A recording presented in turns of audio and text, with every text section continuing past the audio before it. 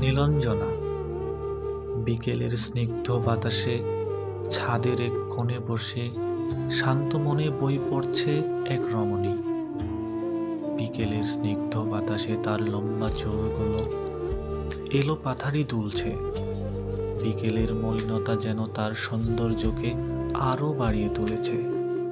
সূর্যের মিষ্টি ছোঁয়ায় তার চোখ দুটি কাজলে জ্বলজ্বল করছে।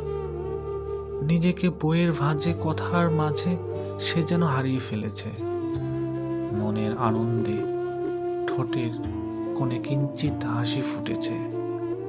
নীল শাড়িতে তাকে যেন এক নীল পরীর ন্যায় ধারণ করেছে।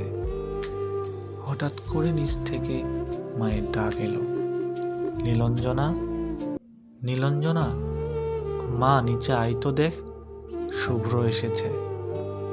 আমি ছুটে ছাদ থেকে